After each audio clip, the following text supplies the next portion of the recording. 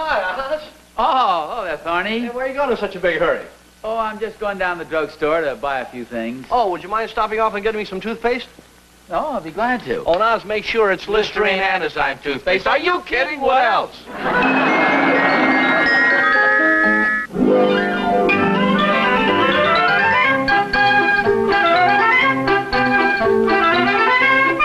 Listerine, the most widely used antiseptic in the world, and Antizyme, the first all-day anti-enzyme toothpaste, present The Adventures of Ozzie and Harriett, starring the entire Nelson family.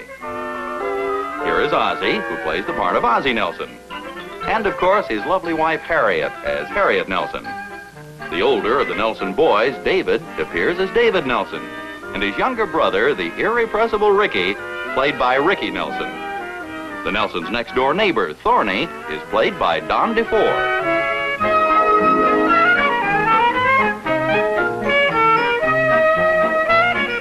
Hi, Pa. Hi, Mom. Good morning, Dave. Hey, you look pretty sharp this morning. Oh, thanks, Pa. Yes, you certainly do. Yeah, sharp as a meatball. Let me ask you, Ricky. Is it okay if I borrow your tie, Pop? Oh, I think it could be arranged. What's the big occasion, Dave? Oh, nothing special, Mom. Well, don't tell me they're playing football in that this year. He's gonna get a job. A job? Job? Why don't you have to open your big mouth for, Ricky? It's much easier to talk that way. What's this about a job? Oh, I probably won't even get it. They're interviewing a whole bunch of guys for it. Well, now, wait a minute, Dave. This isn't going to interfere with your schoolwork, I hope. Oh, no, sir. It's part-time. Well, where is it? Down at the campus theater. Oh, that's right. Catherine Thornberry said something about that. They're looking for an usher temporarily or something. Isn't that it? Yes, ma'am. They announced it at school. There are gonna be a whole bunch of guys down there. Well, how are they going to select the right one? I don't know. I guess his manager just looks us over and takes his pick. I hope he picks David, boy. Well, you ought to make a good impression, dear. You certainly look nice. Thanks, Mom. I sure hope so. Well, don't worry, David. I'll be with you. Oh, are you going down there too, Ricky? Sure. I'm going to bring him good luck. Yeah, Ricky's taking a personal interest in this case. Well, I think that's very nice of him. I got real interest, boy. David owes me money. Oh, fine. I thought there was something more than brotherly love involved in this. Well, I guess I better get going. See you later. Good luck. Well, thanks, Pop. Bye, fellas. So long. Harry, do you think that's a good idea, letting David take a job? Well, I don't see any harm in it. Besides, it's only for a week or so, and he says it won't interfere with his schoolwork. Oh, I guess it'll be a good experience. Here we are just assuming he's going to get the job, and he hasn't even tried out for it yet. I know, but I have a feeling he's going to get it. Well, don't forget there are a lot of other kids bucking for it. Oh, I realize that. Well, then what makes you so sure Dave's going to get it? Well, he's such a nice boy. Well, sure he's a nice boy, but that doesn't mean he's going to get the job. I'll bet the other kids are nice boys, too. Oh, I'm sure they are. Put yourself in the theater manager's place. There he is with a whole bunch of boys, and he's got to pick just one. Which one would you pick? I'd pick David. Well, naturally you would, because you're his mother. I thought you said I was the theater manager. Well, yes, I did. Well, then what makes you pick David? Well, because I'm his mother. Have you worked out some sort of a deal with the theater manager? Oh, no. I don't know any more about this than you do. Besides, that wouldn't be fair to the other boys. Well, then what makes you so sure he's going to pick David? David's a nice boy. He's a nice boy. But don't you see, Harriet, the theater manager doesn't have a chance to have a nice long chat with each one of these kids. He has to pick a boy on first impression. Naturally. Okay, then let's look at this thing objectively. Why would he select David from all these other boys? What distinguishing, outstanding, unusual characteristic does David have? You mean they won't give him the job just because he hasn't got a twitch or something? He usually picks somebody out of a crowd because of certain outstanding characteristics. That brings up an interesting point. Such as what? Why did you pick me? Well, you had certain... I mean, you were a girl, and I was a boy.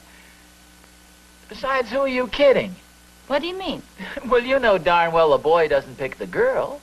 I mean, theoretically that's true, but actually the girl picks the boy. Which brings up an interesting point. What's that? Why did you pick me?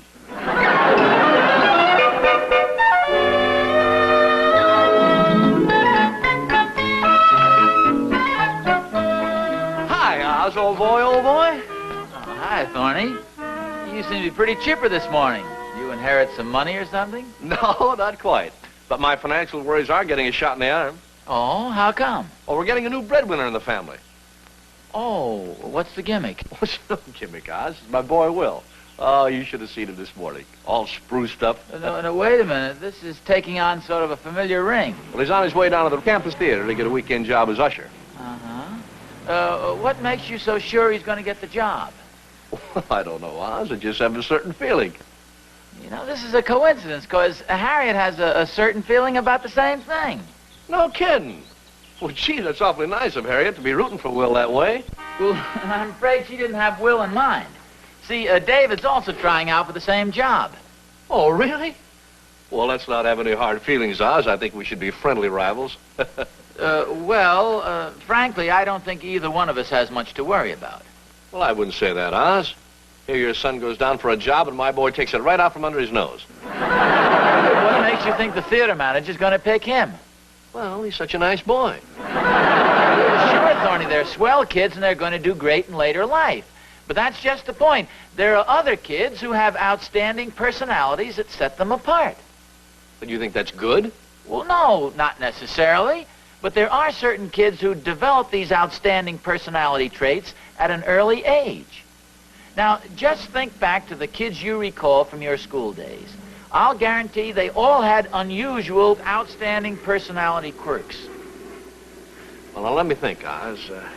There was Cuckoo Cassidy. He was a class valedictorian. Then there was this guy who always got the free passes for all the dances, Hustling Harry Hotchkiss. And the kid who used to smoke the cigars behind the school, Shorty Bigelow. And Chubby McKeester. I think that's self-explanatory. Now, wait a minute. You see what I mean? All kids with outstanding personality quirks. And another thing, do you notice they all have nicknames? Now, it'd be hard to find two nicer kids than David and Will, but have you ever heard either one of them called by a nickname? Well, now that you mention it, Oz, I don't think I ever have. Well, actually, I don't think it's much of a job anyway. No, I of course not. Who wants to usher at the campus theater? There'll be plenty of jobs for our kids later on. Sure. Well, Thorny, I think I'll get in the house. Kind of like to be there when David gets home. He's liable to take it pretty tough. Tell him to figure it was a long shot. I certainly don't envy that theater manager. Me either. Oh, well, we're certainly not going to hold any grudge against him. Oh, of course not. We just won't go into his crummy theater anymore, that's all.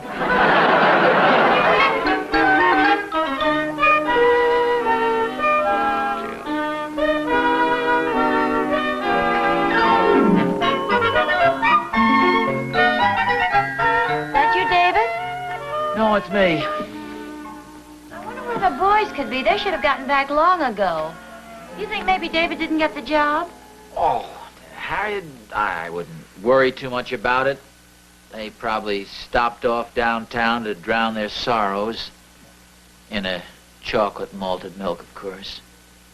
Well, if that manager knew David as well as we do, he'd have chosen him for the job.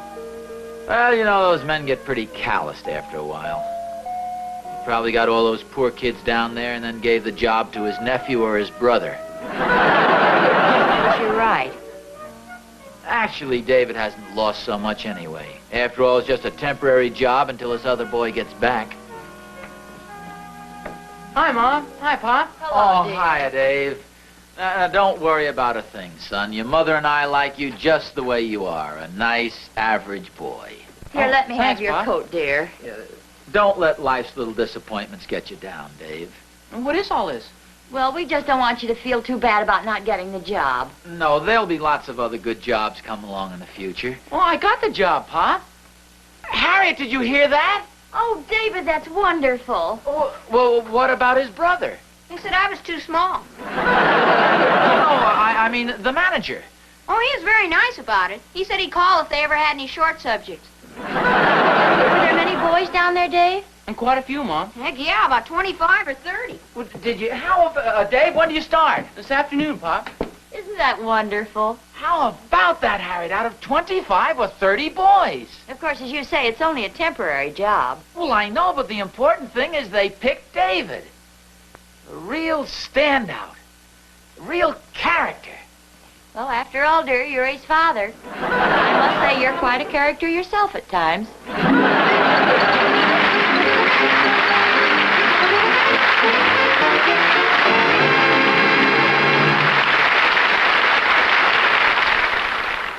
Here's proof that Antazyme, the first truly anti-enzyme toothpaste, really stopped tooth decay. Hello, I'm Eunice Schramm of Chicago. I always had cavities to be taken care of, but in the past 2 years, since using Antazyme, I've had no new ones at all. Even a cavity my dentist considered too small to require filling has not grown any larger. That's right, not a single cavity in over 2 years. There's factual living proof that this new, completely different kind of toothpaste, Antazyme, really stopped tooth decay. Each brushing protects 12 to 24 hours. This has been proved for 9 out of every 10 people tested. No other type of toothpaste protects for more than a half hour. Yes, Antazyme toothpaste stops the major cause of tooth decay. Every minute of every day, each brushing protects 12 to 24 hours. What does? Antazyme. Spell it for us. Antazyme. A-N-T-I-Z-Y-M-E. Listerine Antazyme toothpaste.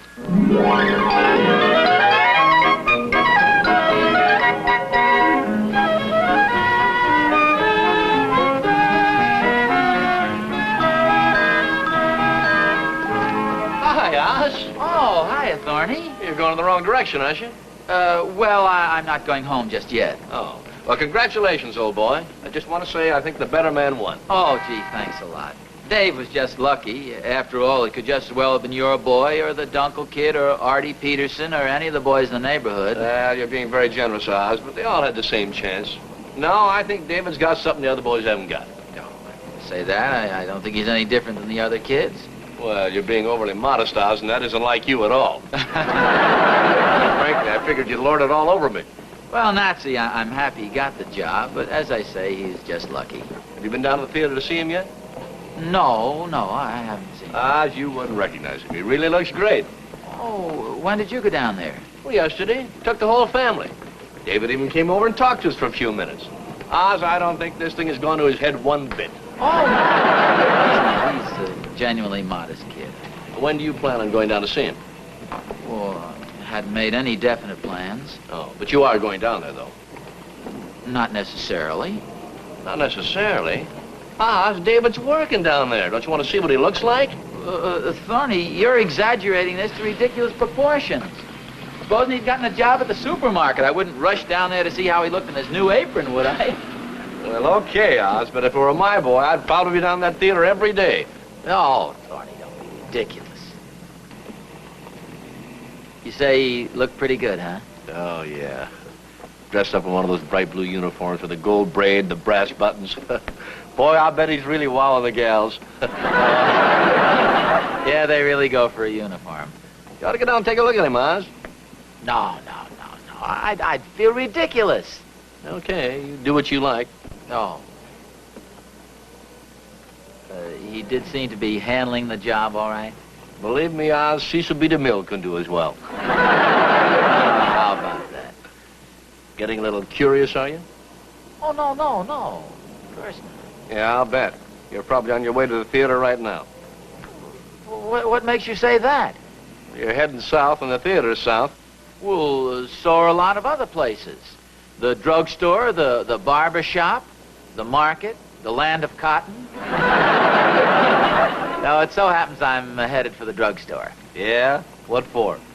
Well, say, what is this, the third degree? I'm sorry, Oz, I didn't mean to pry. Well, that's okay. Kid really looks great, Oz. Just wait till you see him. Now, Thorny, I have no intention of going down to the campus theater. Well, who said you did? Well, I mean, However, you do make it sound kind of interesting. I think maybe I'll just stroll down that way and take a look at the marquee. Well, I'll see you.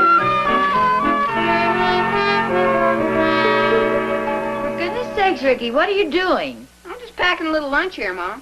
A little lunch? You've got 3 sandwiches, 2 bananas, a jar of potato salad, and 3 pieces of cake. I'm going to the show.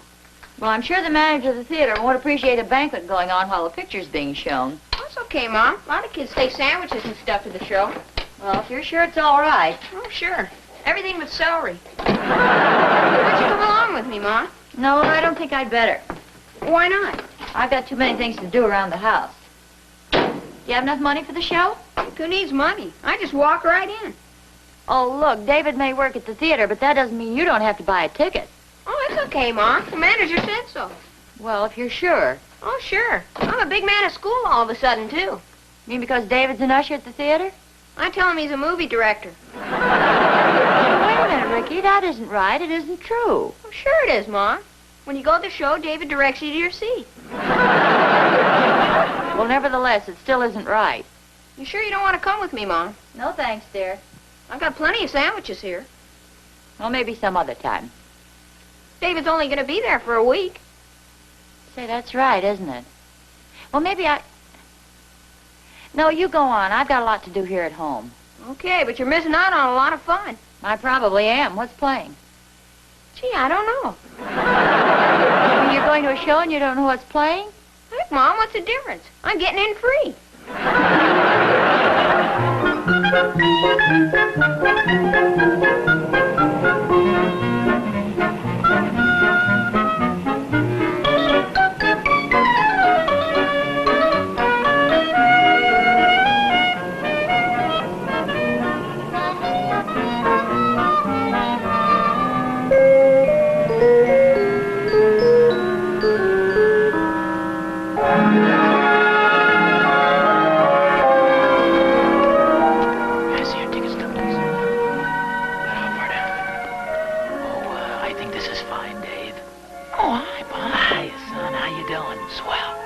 Seems to be doing fine. I hope Mr. Hopkins thinks so.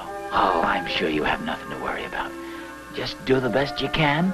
If you have any questions about anything, just ask Mr. Hopkins. I'm sure he'll be glad to tell you. Oh, sorry, Bob. No talking in the aisles.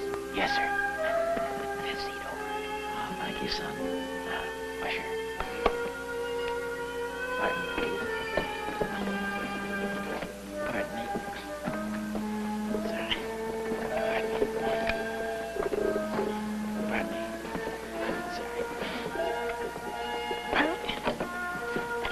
Taken, madam? Oh, hello, dear. Sit down.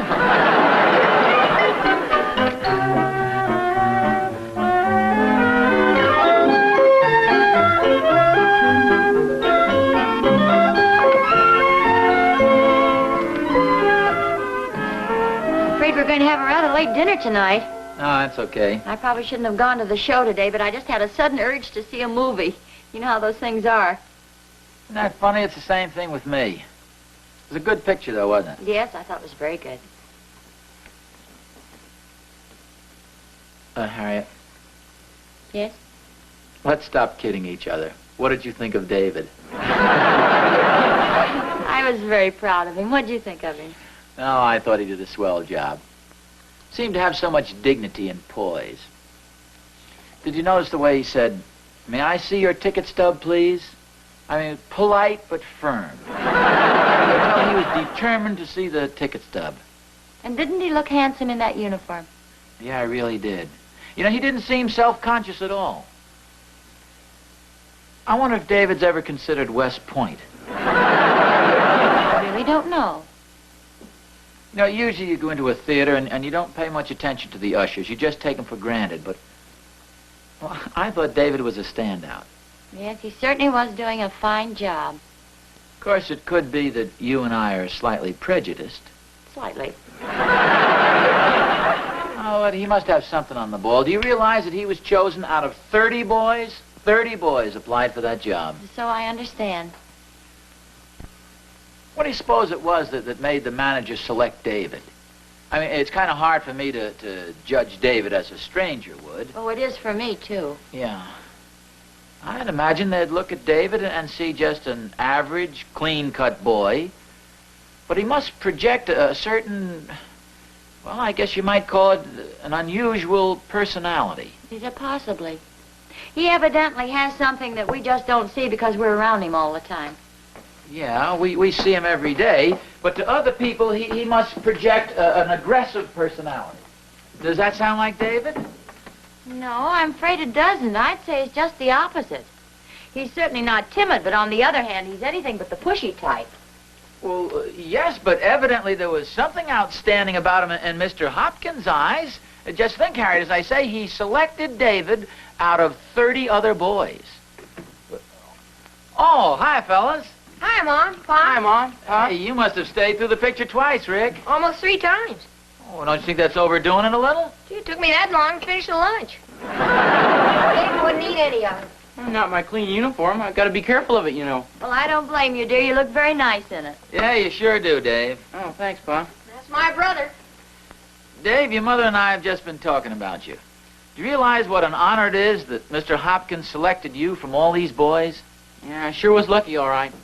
That's my brother. I'll admit there might have been a certain element of luck involved, but he must have seen something in you that made you stand out from all these other fellows. There must have been some specific reason why he chose you. Oh, sure, Pa. Did he say why he chose you, Dave? Oh, sure, Mom. Because the uniform fit me. You say the uniform fits you? That's my brother, boy. Yes. Ricky, Most of the other guys were too tall. You didn't want to get a brand new uniform for just 1 week. Oh, well, no, of course not. That's understandable. oh, yeah. It's really a neat job. All right. Something wrong, Pa? Oh, no, son. It's a nice way to pick up some extra money. Oh, pardon me. I'm going to go get washed up for dinner. Now, I'll get a towel for you, David. It's funny David should be so much shorter than these other boys. Well, I think most of the boys who tried out are a year or two older than he is. Of course, he must have had all of the other qualifications, or they wouldn't have given him the job even if he did fit the uniform. Oh, that's for sure. I imagine out of those 30 boys, there must have been at least 5 or 10 or maybe 12 other boys who fit the uniform. Oh, probably more than that. I think David has a very strong, forceful, and aggressive personality, especially for a boy who is as shy and bashful as he is. By nature. Oh, I'll get that. Hello? Who? Lover boy? What number are you calling? Well, yes, that's right. Well, just a minute. Who is it? Some girl asking for a lover boy. Evidently, David isn't quite as shy as we thought he was. Oh, for goodness sakes, who's the girl? She says, tell him it's Honey Bun. Oh, that's a pretty name. Yeah. Lover boy, you want it on the telephone? Thanks, Pop. I've been expecting that call.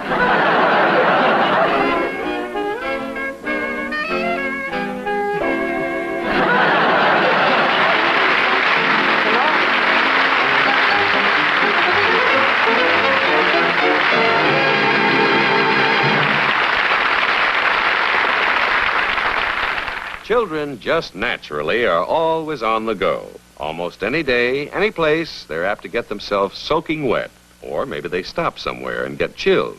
And that makes them #1 targets for colds. And more often than not, when they get home, they're just all worn out. That's why careful mothers and their children gargle with Listerine antiseptic, morning and night. Wet feet, drafts, or fatigue can lower your body's resistance to colds. Germs of the throat can get the upper hand. A cold can develop. Listerine antiseptic reaches way back on throat surfaces, kills germs by millions. Clinical tests have shown that germs on mouth and throat surfaces were reduced as much as 96% 15 minutes after the Listerine gargle, as much as 80% even an hour after. So at the first sign of a cold, get after the germs. Gargle Listerine regularly morning and night, because Listerine antiseptic kills germs by millions.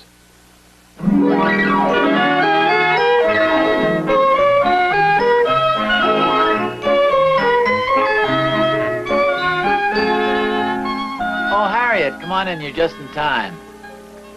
just looking through my old high school yearbook. I was curious about something. Thorny and I were talking about the kids you remember best being the ones with outstanding characteristics, and by golly, it's true. What do you mean, dear? Well, I'll point them out to you. This fellow is Samson Medcraft. Very strong guy, used to work out with barbells all the time, so he nicknamed him Samson. Who's this guy? Well, that's another fellow I remember pretty well. Happy Charlie Benson. Always clowning around, pulling jokes on people. The guy never seemed to have a worry in the world. Who else is there, Pa? Oh, here's Speck Ingersoll. You've never seen a guy with so many freckles. Hey, and here's Hot Lips Betty... and here's Whitey. Why'd they call her Hot Lips? Yes, why did they? I don't remember. Just a nickname. What'd they call you, Pa? Oh, well, I don't recall that I was ever noted for anything outstanding, Dave. I didn't have a nickname as I remember. Say, I thought you said you didn't have a nickname. Well, I don't remember having one. Oh, listen to what somebody wrote. To Remarkable Nelson, best student and best athlete. Gee, Remarkable Nelson. Is that what they called you, Pop? Oh, well, I don't believe too many people call me that, Dave. Boy, that's some nickname. Well, of course, like I say, the whole school didn't call me Remarkable Nelson. I guess maybe some of the fellas did. Best student, best athlete? What else does it say, Mom? Oh, well, right under it says, ha ha, Happy Charlie Benson.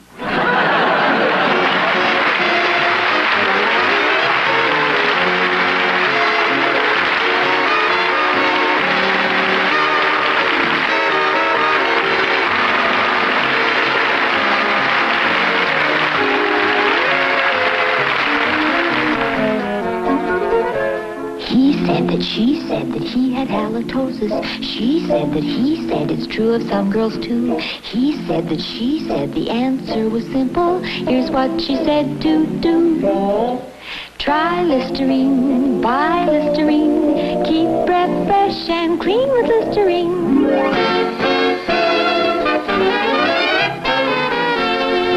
Next week, The Adventures of Ozzie and Harriet, starring the entire Nelson family. Ozzie? Harriet? David? Ricky. Will be brought to you by Hot Point.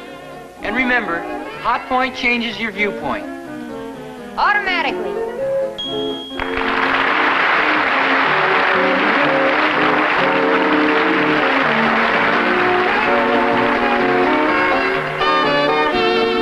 A portion of the Listerine antiseptic commercial was dramatized. This is Vern Smith speaking.